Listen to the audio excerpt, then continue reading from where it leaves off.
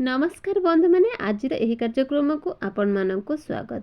आज मीन राशि व्यक्ति विशेष मान बहुत गुरुत्वपूर्ण अटे कारण आज भिडियो रे आमे माने जानिबा मीन राशि व्यक्ति विशेष मान फेब्रुआरी मास 2025 टी किपरि रहिबाकु जाउची।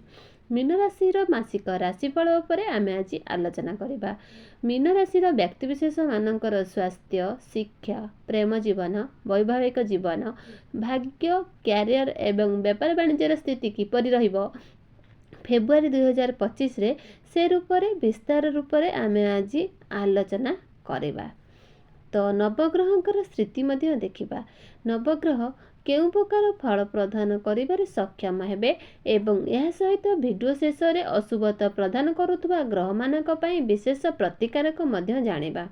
तो जो बंधु माने सेथि पई आपणकर जदि मीन राशि होई थाए तेबे वीडियोटी को स्किप न करी थरे मात्र शेष पर्यंत निश्चित देखंतु एवं वीडियोटी को लाइक करी चैनलटी को सब्सक्राइब कर दियंतु। कमेंट बॉक्स रे भक्ति एवं श्रद्धार सहित जय श्री जगन्नाथ निश्चित लिखंतु।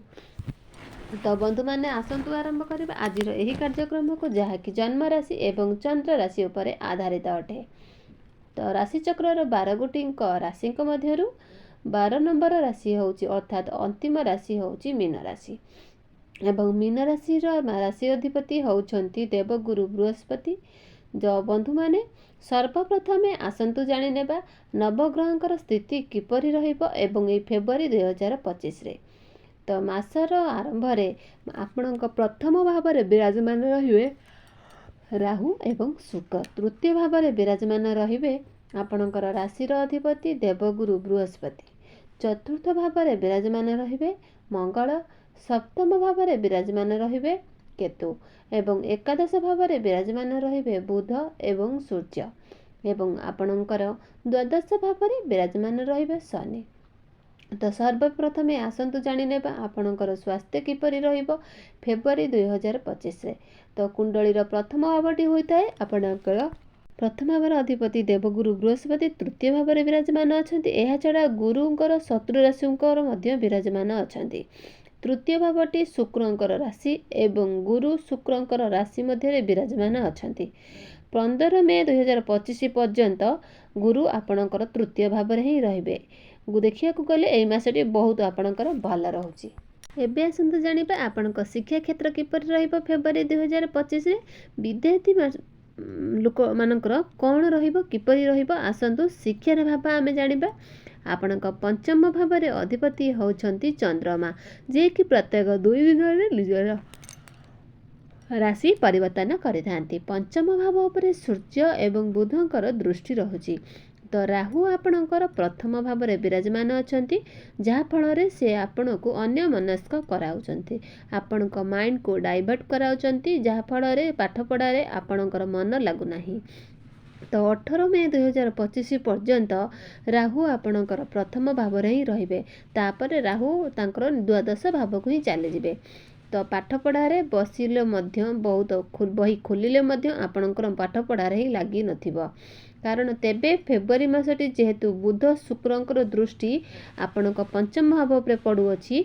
तो यदि देखिया को आपणकर एग्जाम हो किंबा गवर्नमेंट एग्जाम हो सेठारे आपणको सफलता निश्चित भाव में मिलिबो। एबे आसंतु जानिबा आपणकर प्रेम जीवन किपरि रहिबो फेब्रुआरी 2025 रे। कुंडलीर पंचम भावटी आपणक शिक्षार भाव हवा सहित आपणकर प्रेम जीवन ही भाव, संतानर भाव। तो आपणकर पंचम भाव रे अधिपति होउछंती चंद्रमा, जे कि प्रत्येक 2 दिन रे निजर राशि परिवर्तन करिथांती एवं आपणकर प्रथम भाव रे अधिपति देवगुरु बृहस्पति आपणकर तृतीय भाव रे विराजमान अछंती एवं आपणकर प्रथम भाव रे विराजमान अछंती राहु एवं शुक्र। शुक्र जेहेतु आपणक प्रथम भाव रे उच्चस्थ अछंती तो आपणक मध्य रे भल पाइबा ठीक ठाक रहिबो, आपणक मध्य रे संपर्क मध्य ठीक रहिबो, मात्र आपणक मध्य रे इच्छा शक्ति मध्य बहुत अधिक रहिबो। ए सबुठारो आपणको दूरे रहिबार ही अछि कारण प्रेम जीवन आपणक फेब्रुआरी मास रे बहुत भल रहिबो एवं आपणको निजको टिके ठीक रास्ता रे रखिबार ही अछि। एबे आसंतु जानिबा आपणकर वैवाहिक जीवन किपरि रहिबो ए फेब्रुआरी 2025 रे। ତ କୁଣ୍ଡଳୀର ସପ୍ତମ ଭାବଟି ହୋଇଥାଏ ଆପଣଙ୍କର ବୈବାହିକ ଜୀବନର ଭାବ ଏବଂ ଆପଣ ଜୀବନ ସାଥୀର ଭାବ ଏବଂ ଆପଣଙ୍କ ସପ୍ତମ ଭାବର ଅଧିପତି ହେଉଛନ୍ତି ବୁଧ, ଯିଏକି ଆପଣଙ୍କର ଏକାଦଶ ଭାବରେ ବିରାଜମାନ ଅଛନ୍ତି। ମାତ୍ର 11 ଫେବୃଆରୀକୁ ବୁଧ ଆପଣଙ୍କର ଦ୍ୱାଦଶ ଭାବରେ ବିରାଜମାନ କରିବେ। ତ ଦ୍ୱାଦଶ ଭାବଟି କୁଣ୍ଡଳୀରେ ଭଲ ବୋଲି ବିଚାର କରାଯାଇନଥାଏ, କାରଣ ଦ୍ୱାଦଶ ଭାବଟି ହୋଇଥାଏ ରୋଗର ଭାବ। ଯେତେବେଳେ ବୁଧ ଆପଣଙ୍କର ଦ୍ୱାଦଶ ଭାବରେ ପ୍ରବେଶ କରିବେ ଅର୍ଥାତ୍ 11 ଫେବୃଆରୀକୁ ଆପଣଙ୍କର ନିଜର ବୈବାହିକ ଜୀବନ ପ୍ରତି ଧ୍ୟାନ ଦେବାର ଅଛି ଏବଂ ଏହା ସହିତ ଆପଣଙ୍କ ଜୀବନ ସାଥୀର ମଧ୍ୟ ସ୍ୱାସ୍ଥ୍ୟରେ ମଧ୍ୟ କିଛି ସମସ୍ୟା ଦେଖାଦେଇପାରେ। ଏବେ ଆସନ୍ତୁ ସବୁଠାରୁ ଗୁରୁତ୍ୱପୂର୍ଣ୍ଣ ବିଷୟବସ୍ତୁ ଆପଣଙ୍କର ଭାଗ୍ୟ, କ୍ୟାରିୟର ଆଉ ବେପାର ବାଣିଜ୍ୟ ସ୍ଥିତି କିପରି ରହିବ ଫେବୃଆରୀ 2025ରେ।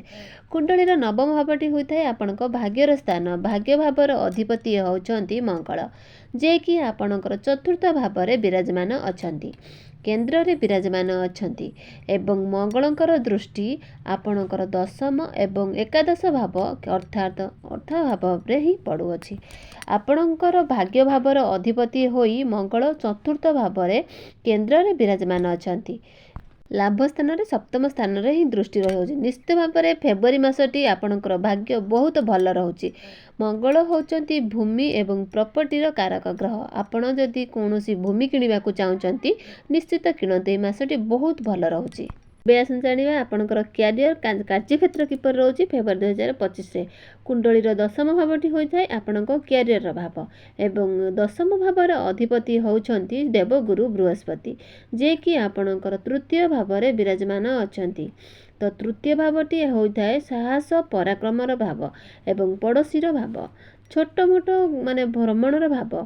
ଆପଣଙ୍କର ଦଶମ ଭାବର ଅଧିପତି ଯେହେତୁ ଆପଣଙ୍କର ତୃତୀୟ ଭାବରେ ଅଛନ୍ତି ତ କ୍ୟାରିୟରକୁ ନେଇକି ଆପଣ ଛୋଟ ଛୋଟ ଭ୍ରମଣ କରିପାରନ୍ତି ଏବଂ ତେବେ ତୃତୀୟ ଭାବଟି ଯେହେତୁ ସାହସ ଏବଂ ପରାକ୍ରମର ଭାବ, କାମ କାର୍ଯ୍ୟରେ ଆପଣଙ୍କର ମନ ଲାଗିବ ଏବଂ କାମ ମଧ୍ୟ ଆପଣ ନିଶ୍ଚିତ କରିବେ।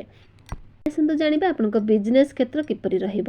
11 ଫେବୃଆରୀ ପର୍ଯ୍ୟନ୍ତ ବିଶେଷ ବହୁତ ଭଲ ରହିବ। ମାତ୍ର 11 ଫେବୃଆରୀ ପରେ ଯେତେବେଳେ ବୁଧ ଆପଣଙ୍କର ଦ୍ୱାଦଶ ଭାବକୁ ବିରାଜମାନ କରିବେ ସେତେବେଳେ ଆପଣଙ୍କର ନିଜ ବିଜନେସ୍ରେ ଟିକେ ଟେନସନ୍ ରହିପାରନ୍ତି। ଆପଣଙ୍କ ଉପରେ କାର୍ଯ୍ୟର ଭାର ରହିପାରେ। ବିଜନେସ୍କୁ ନେଇକି ଆପଣ ବହୁତ ଟ୍ରାଭେଲ୍ ମଧ୍ୟ କରିପାରନ୍ତି। 11 ଫେବୃଆରୀ ପୂର୍ବରୁ ଆପଣଙ୍କର ବିଜନେସ୍ ବହୁତ ଭଲ ରହିବ। ଏବେ ଆସନ୍ତୁ ଜାଣିନେବା କିଛି ବିଶେଷ ପ୍ରତିକାରକ ବିଷୟରେ, ଯେଉଁ ପ୍ରତିକାରକ କରିବା ଦ୍ୱାରା ଏହି ମାସରେ ଆସୁଥିବା ଅଶୁଭତ୍ୱ ଗୁଡ଼ିକ ଆପଣଙ୍କର ଖଣ୍ଡନ ହୋଇପାରିବ ଏବଂ ଆପଣଙ୍କୁ ଅଧିକ ଶୁଭତ୍ୱ ପ୍ରାପ୍ତି ହେବ। ଆପଣ ସେଥିପାଇଁ ପ୍ରତ୍ୟେକ ଆପଣ ଗୁରୁଙ୍କର ବୀଜ ମନ୍ତ୍ର 108 ଥର ଜପ କରନ୍ତୁ ଏବଂ ପ୍ରତ୍ୟେକ ଦିନ ବିଷ୍ଣୁଙ୍କର ସହସ୍ର ନାମ ପାଠ କରନ୍ତୁ ଏବଂ ପ୍ରତ୍ୟେକ ଦିନ ଆପଣ ଉଦିତ ସୂର୍ଯ୍ୟଙ୍କୁ ତମ୍ବା ପାତ୍ରରେ ଜଳାର୍ଘ୍ୟ ଅର୍ପଣ କରନ୍ତୁ ଏବଂ ପ୍ରତ୍ୟେକ ଦିନ ଆପଣ ମଙ୍ଗଳଙ୍କର ବୀଜ ମନ୍ତ୍ର ମଧ୍ୟ 108 ଥର ଜପ କରନ୍ତୁ। ନିଶ୍ଚିତ ଭାବରେ ଆପଣଙ୍କର ସମସ୍ତ ଅଶୁଭତ୍ୱ ଗୁଡ଼ିକ ଖଣ୍ଡନ ହୋଇ ଆପଣଙ୍କୁ ଶୁଭତ୍ୱ ପ୍ରାପ୍ତି ହେବ। ଆପଣଙ୍କର ଭାଗ୍ୟରେ ଉନ୍ନତି ଆସିବ।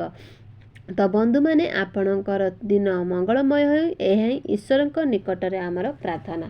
ତେବେ ଦର୍ଶକ ବନ୍ଧୁ ମୋର ଭିଡ଼ିଓଟି ଏଇଠି ସମାପ୍ତ କରୁଛି। ପୁଣି ଦେଖାଯିବ ଆଗାମୀ ଏକ ନୂଆ ସୁନ୍ଦର ଭିଡ଼ିଓରେ। ରହିଲି ଦର୍ଶକ ବନ୍ଧୁ, ଜୟ ଜଗନ୍ନାଥ।